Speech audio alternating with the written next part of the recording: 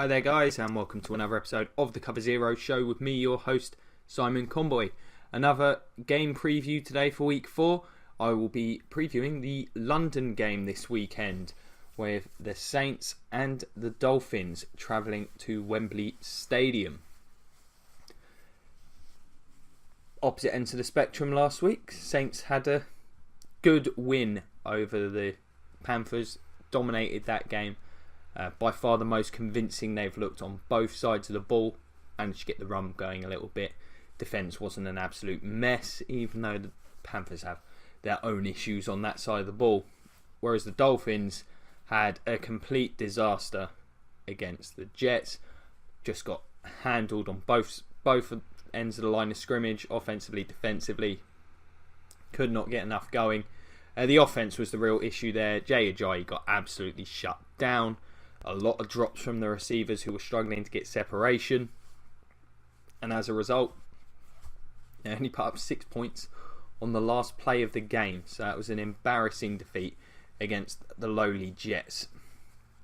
So they're going to need to bounce back quickly, you'd have to think, within that division and a very tough looking AFC this year. So as always, I'm going to go through the game and analysing what I believe to be the key matchups, how I think both teams are going to approach the game, and then how I think things are going to go. So I'll begin looking at the Saints offence. Of course, Drew Brees hasn't quite been his usual air it out 300, 350 a game self. Trying for good numbers, still looking solid, but there's a number of factors that have gone into that. This offense isn't the same group that we've become accustomed to. The receiving group, they finally get Willie Snead back. I think that's going to be big, but they've struggled. They haven't really got anyone to reliably take the top off. Ted Ginn's just, he's a guy who's going to be there for a few plays a game, but he's not like Brandon Cooks was, where you had to account for him a lot of the time. And Michael Thomas is a good possession receiver, but they haven't had enough chemistry at all in the passing game to execute as crisply as they normally would. And the run game struggled to get on track. The offensive line's pretty beat up, still missing Teron Armstead massively. Zach Strief's going to be missing in this one. Max Unger doesn't look quite himself at the moment, so there's been some issues there. So they're going to have to be effective. I think Snead being back is huge for them, though. It's another receiver, probably the receiver that Drew Brees has the most trust in and the most chemistry with. And he'll give them a reliable short to intermediate option, capable of making some yardage after the catch and making tough catches. That's what stands out most to me about Willie Snead's career thus far. He makes some real difficult plays in traffic. So that's going to be a huge boost for them. In terms of the way I think they have to attack the Dolphins, it's much like if you watched my Buccaneers-Giants preview. I think they're going to have to get a short passing game going, and they're going to have to run the ball effectively, which is not something I thought the Bucs or Giants would be able to do. They've got the battery of running backs. Adrian Peterson's been pretty ineffective thus far, but Ingram's ran okay. I think Kamara could have a breakout game with the issues that the Dolphins are having at the linebacker position, and they've looked okay, but their defensive line has been underwhelming so far. So I think they might be able to get some stuff going on the ground. I don't think the Dolphins are good enough in the secondary to deal with Drew Brees operating on a high level. If Willie Snead comes out in form with little rust, I think that's going to be difficult. Maxwell versus Michael Thomas is going to be huge. They're going to need him to do a good job there. Cody Fleener, it depends what you get from him. If he has one of his off days with a bunch of drops, he won't be a factor, but I think he's got some good matchups. I think the key to this is how Alvin Kamara is used and how effective he is. I think if you can get to the edge on this Dolphins team, I think you can have some success, because then it forces the pass rush to withdraw somewhat. Cam Wake just wants to come off the edge with speed more often than not, and if you can take that element away, he is a good run player, but by hitting him with maybe some bootlegs to that side, the kind of thing that makes him maybe think twice, I think that could be very helpful. The Saints do like to use screens. Expect to see a heavy amount of those used. Try and get the Dolphins struggling with communication. There's a lot of new faces there on that defence. Those are the kind of plays I think can be effective in that situation. And if they can run the ball effectively, they'll get one-on-one matchups, and that's going to be the key, because if they can get those, I think these Saints receivers, with Snead back, Michael Thomas, I think they're more talented than the options that the Dolphins have, and Ted Ginn, of course, is there for his customary 1 or 2 deep shots a game. Not sure how the Dolphins are going to look to cover him, but the X factor that they've got to keep an eye on is Rashard Jones, because that's the Dolphins' probably their best player at this point in time defensively. He's can line up just about anywhere and have an impact on a play, so they're going to have to keep an eye on where he is at all times. But the key will be how well they can hold up at the line of scrimmage. If they can get this run game going, I think they'll put up points in this one. They've been a fairly efficient unit in terms of the points so far, but they haven't been explosive, and the run game's been fairly bottled up. And the Dolphins' defensive line have done a good job against the run so far this year.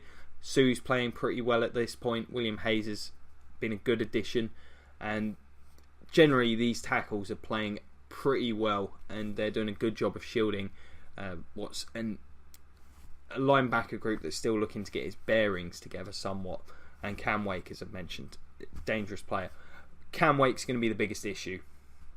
The problems at right tackle with Zach Strief missing, that's an ugly matchup. They're going to have to slow him down. I think that's why we'll see a lot of Ingram in this game. He's probably their best pass protecting back. He's going to have to do a job there, because they're not going to be able to handle Wake one-on-one in passing situations. The interior, similarly, it's going to be a tough one dealing with Sue. And the interior pressure is how you affect Drew Brees. When he can just step up into the pocket, his pocket movement is very good. He can be absolutely devastating for a team. And Sue is more than capable of taking that away at this point in time. With Godshow looking pretty good this season, they've got some good depth there. So I think that's going to be a problem for the Saints. They're going to have to block very well on the interior. But I think how well they attack the edges will be absolutely key in terms of trying to slow down Cam Wake and William Hayes a little. Ryan Ramczyk, it's going to have a tough matchup, I think, with Hayes, because he's such an experienced player. I wouldn't be surprised if they put Cam Wake on him a few times. One thing's for sure, Ryan Ramczyk has not seen anyone like Cameron Wake at this early stage in his career. Brees does get rid of the ball quickly, so I expect to see the Dolphins being pretty aggressive at the line of scrimmage, trying to play press on these guys. It's not outside of Ted Ginn, they're not huge threats to take the ball over the top.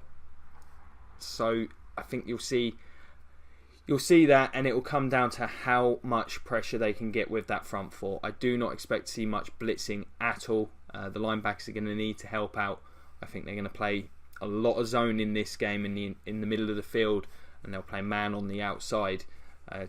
Partly because I think they don't want to allow Ted Ginn to get over the top, and also so that they can support against Kobe Fleener and any kind of in-breaking routes that may spring up, slants, and that kind of thing that may pop up off of press plays where they're forced to the inside.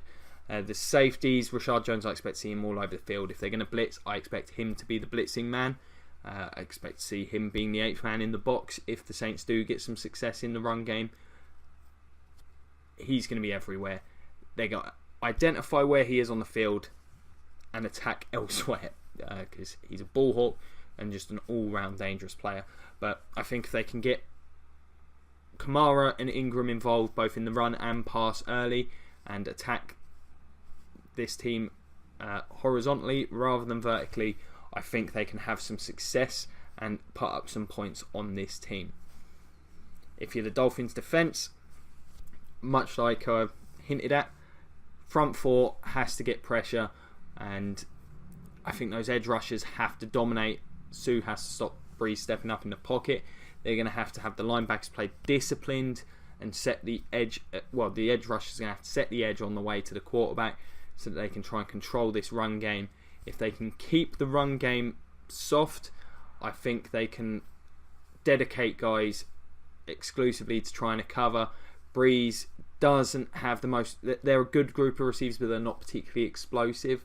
And I think they can force him to hold the ball, get a couple of sacks on him behind a shakier offensive line than we used to, and limit the big plays. And I think that could lead to the Dolphins having a good shot in this one. I think that's how they're going to have to operate. Zone in the middle, man outside. I think somewhat similar to what we saw the Chiefs do to the Patriots in week 1.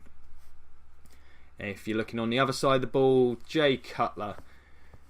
Well, I said last week the Jets were the ideal matchup for this team to try and get going offensively. Well, that one didn't work out, but they've got another shot at it with a defensive group that has been torched. Last week, a great success to them. Maybe they come in with a bit more confidence, but I just feel like the Dolphins are pretty talented on the offensive side. If it comes together, they should have far too much for this team. Last week, they got dominated at the line of scrimmage. The Saints, I don't think, have the personnel to do that. Cam Jordan's had a great start to the season. He's just, he is a dominant player. That's got to be the biggest issue for the Dolphins. How do they deal with him? That's going to be difficult. I think they're going to have to put a real focus on him, doubling him on most plays. J.J. is not the best pass blocker. That's one issue that you do get with him. But I think they're going to have to double him on the vast majority of snaps. I think on the edges, they should be okay. Juwan James and Tunsil struggled last week, but I think they're both an okay pair of players. I think they'll be able to have some success in run blocking against the Saints' ends. Sheldon Rankins hasn't been particularly impressive at the start of this campaign, but he needs to get going. They need somebody to complement Cam Jordan. If not, I think this Dolphins offensive line is going to be good enough to control things for the most part, limit Cam Jordan, and if they control the line of scrimmage, we know we're going to see a healthy helping of Jay Ajayi, and I think this is the kind of matchup he could have a huge amount of success in. The linebackers for the Saints are thumpers, but I'm not sure that they're talented enough to stop Jay Ajayi if he can get going downhill constantly in this game. I think he'll be able to wear them out, and I'm expecting to see some pretty big holes at the line of scrimmage for the most part, to be honest. And if that's the case, the Dolphins have a lot of talent on the outside. It didn't show up last week, but Jarvis Landry might be one of the best slot receivers. Well, he is one of the best slot receivers in the game. He might be the best. Very versatile player. Can make a ton of catches for you. Very reliable. Devontae Parker's had flashes. Marshawn Lattimore, you'd have to think, would be the guy to line up on him because he's a bigger corner capable of playing physically with him. I think he can run with him. That's going to be a good matchup. Be interested to see how far both of those young players have come along early in this season. And Kenny Stills, who I'm sure will be somewhat motivated to get some revenge against the Saints. That's the tough one. I'm not sure how the Saints try to neutralise him. They've not got a huge amount of depth in that secondary. Kenny Vaccaro is someone I'm expecting to see playing in the box a lot in this game. And that's the worry. I think there's going to be the potential for Stills and Parker to get over the top against this Saints team. If I'm the Saints, I approach this kind of like a... I think you kind of have to approach it like a poor man's version of the Seahawks. I think if you can go some cover 3 type plays, so you don't let Stills and Parker get deep and you've got the safety over the top helping out, and you allow those 8 guys to deal with Jay Ajayi in the middle and try and just contain Landry to the short stuff. Julius Thomas, just don't let him get beat you on corners or down the seam. I think they can be okay. I think that's what they're going to have to do, and they're going to have to hope they can get them pass rush whilst they do it, because I do not like these linebackers in coverage. If the protection's there, I think Jarvis Landry is going to kill them on the short routes. Similarly, I think Julius Thomas could potentially have a big game. Cutler is going to have opportunities to go deep in this one. Whether he is successful with them will be a big question mark. But this one's going to come down to the run game. They're going to give him a big old dose of Jay Ajayi up the gut. Can the Saints handle it? That I'm not so sure. But if they can stick to that kind of those cover 3 principles, run blitz effectively and smartly, try and force Ajayi to take runs to the outside, then I think they can have some success here.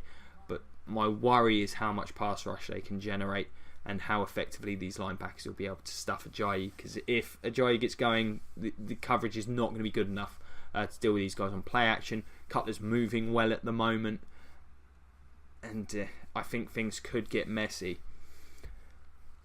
So, yeah, AJ Klein's going to have a big game in this one. But I just really worry about these linebackers in coverage because I think we could be in for a big day for Jarvis Landry. And I think that's what we'll see from the Dolphins early in this game. I think they're going to try and keep the clock moving. I think we'll see a lot of Jarvis Landry on like quick outs, slants, all that stuff over the middle of the field, trying to get him yards after the catch. They can't cover him one-on-one with those backers. That's not going to be doable. But if they bring a slot receiver in, then that's going to have issues in stopping Jay Ajayi. So I think that's the key matchup there. Similarly, Julius Thomas I think is just too athletic for these guys. And again, that's where you get the issue of bringing the safety down. Vakari's not the best coverage safety, but he would help against the run. So there's potential for that to be exploited.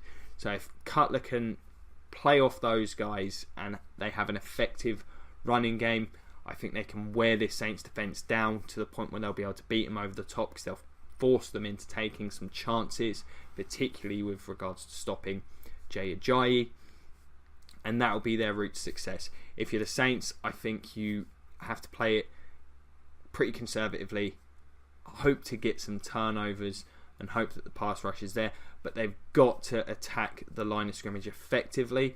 They're going to have to be disciplined. You have to tackle in waves against Jay Ajayi, because one guy's not going to bring him down more often than not. And if they can get to him in the backfield with some well executed blitzes, that will set them up pretty well. But I think it's a really tough matchup for this Saints defense. For that reason, I think the Dolphins take this game. I think we're going to probably see a pretty high scoring game here. I think Breeze has his best day of the season with Willie Snead back. I don't think those two miss a beat. And I think both of these team secondaries are going to just be overwhelmed by the quality of the pass catchers that are present. Even if Cutler may not be the highest caliber of quarterback, and he still looks like he's trying to develop a little bit of chemistry with those guys, I still think they'll be too powerful. But for me, the balance that the Dolphins should be able to attack with, and the general talent level of their defence as opposed to the Saints' defence, makes me think the Dolphins will come out energised, having lost to the Jets last week. I mean, that was a really sobering game. But I think they'll come out in this one looking a bit sharper. But this is a tough one. I can certainly see it going either way. The Saints were pretty impressive last week. They were significantly improved in just about every facet from the first two games. But I just think the Dolphins edged them in this one because of Jay Ajayi. I expect to see him have a monster game in London. So there you have it. Those are my thoughts on this one. What do you guys think? Are there any particular matchups or approaches you think we're going to see in this game? Let us know. We've got the comment section below, the Cover Zero Facebook page. You can find me on Twitter at Simon Conboy. Always happy to talk football. As always, if you could check out some of the other episodes. We're doing a weekly roundtable live on YouTube every week at the moment. You can check those out either live or afterwards. It's going to be on Tuesday for the next few weeks. We'll go over all the weekend's action and preview all of the upcoming games for you. So those are really entertaining to do, me, Arnie and Dan. So check those out. Also plenty of game reviews and previews going up there. And next week we're also trying out something else, which is basically more of a fan specific. I'm going to be talking about the Bucks. Arnie will be talking Titans, and possibly Dan will be talking Cards. So I think they'll be pretty fun. Definitely, obviously, recommend them more to you if you're a follower of those specific teams. And if you can like, share, subscribe, check out the Patreon, it'd be greatly appreciated. Thank you so much for watching the show. We really do appreciate it. As ever, it's been an absolute pleasure. Thank you so much for watching. Have a great evening, and go Bucks.